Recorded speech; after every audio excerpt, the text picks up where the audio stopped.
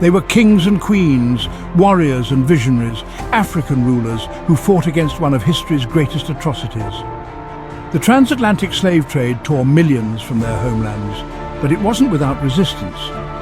Today we'll dive deep into the untold stories of Africa's greatest defenders, the royalty who stood up, fought back, and defied the forces of slavery. Their courage is legendary, their legacy undeniable.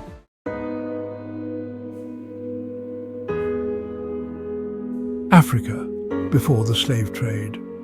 Before the Europeans arrived with their guns, ships and chains, Africa was a land of thriving kingdoms. From the lush rainforests of West Africa to the golden empires of the Sahel, Africa's rulers commanded vast resources and armies.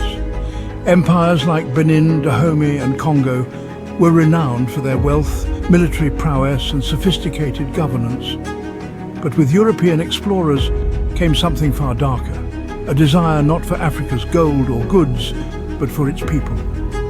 The demand for labor in the New World fueled a brutal enterprise, and soon African rulers were faced with a grave choice: resist the invaders or become complicit in the sale of their own people.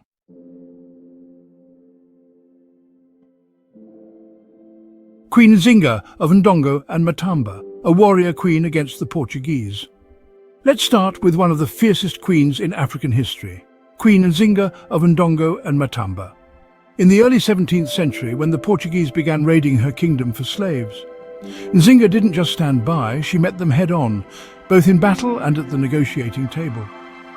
Legend has it that during a tense meeting with the Portuguese, Nzinga was offered no chair to sit in, a clear sign of disrespect. So what did she do?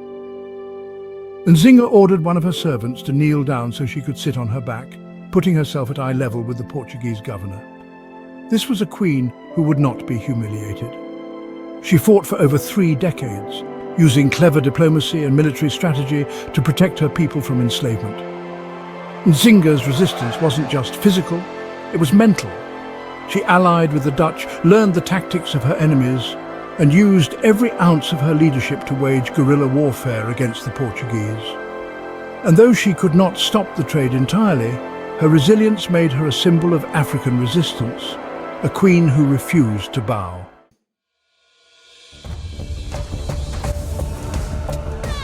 Next, we turn to the Kingdom of Dahomey, known for its fierce all-female military regiment, the Amazons. But Dahomey's role in the slave trade is complex. While some kings participated in the trade to strengthen their power, there were others who sought to control it and protect their people. King Gezo, who ruled in the 19th century, fought to protect his people from enslavement while walking a fine line with European powers.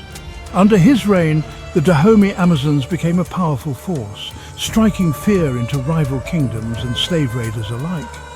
These women weren't just warriors, they were legends, and their fierce determination to defend their kingdom against invaders made them a formidable force. But Gezo also engaged in the trade to maintain his kingdom's strength, highlighting the difficult and often tragic choices African leaders had to make. In the end, Dahomey's power waned, but its legacy of resistance and its legendary Amazons lives on.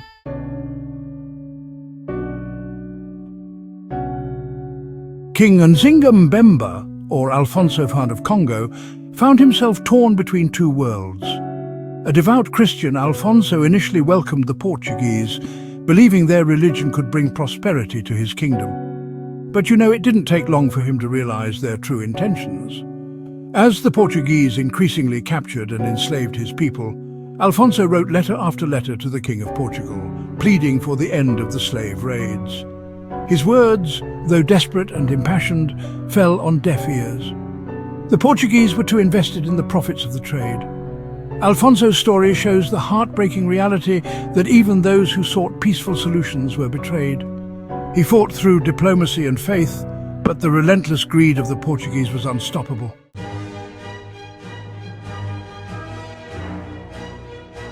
The Asante Kingdom, another powerhouse in West Africa, was led by King Otumfuo Opoku-Warabantu in the early 18th century. The Asante were known for their wealth, their powerful army, and their fierce resistance against the British. Under Opoku-Ware, the Asante became a major force in the region. The king's leadership was defined by expansion, wealth from the gold trade, and military might. But as European demand for slaves grew, Opokuwe and the Asante found themselves entangled in the complexities of the trade, resisting on one hand but also exploiting it on the other. It was a constant balancing act. The Asante fought tooth and nail to protect their kingdom from European encroachment, but like many African powers of the time, they too were caught in the web of the slave trade. Opokuwe's reign, while marked by glory, also shows the difficult decisions African leaders faced in an era of brutal exploitation.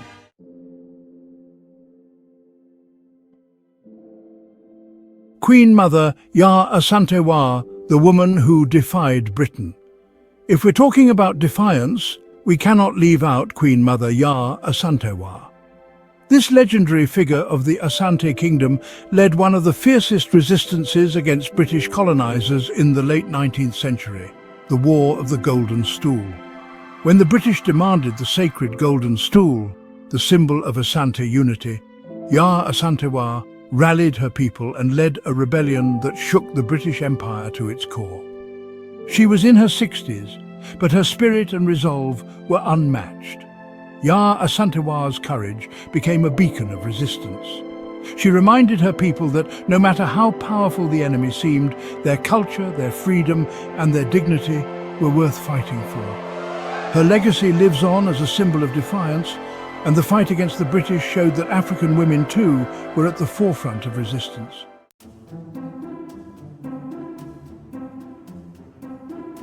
Resistance across the continent. These rulers, Nzinga, Alfonso, Gezo, Opokuwe, Ya Asantewa, were just a few of the countless African leaders who fought to protect their people from slavery. But resistance wasn't limited to West and Central Africa.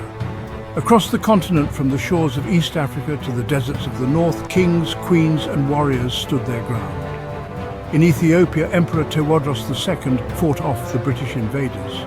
In the Swahili coast, rulers of cities like Kilwa and Mombasa resisted Portuguese attempts to dominate their trade. These were people who refused to surrender their land, their culture, and their people to the brutal forces of slavery.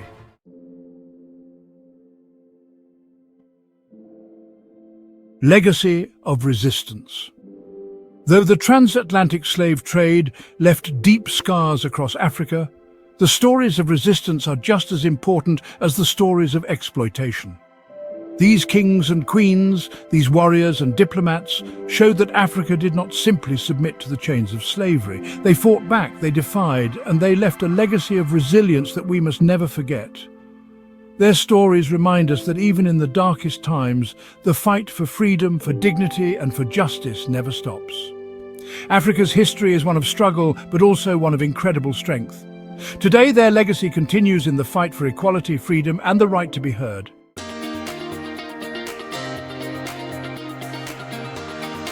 Thank you for joining us on this journey through Africa's past. If these stories moved you, share them. Let the world know about the kings and queens who resisted the slave trade. And if you're hungry for more stories of Africa's rich history, don't forget to like this video, subscribe to our channel, and turn on notifications. Together, let's keep the spirit of resistance alive.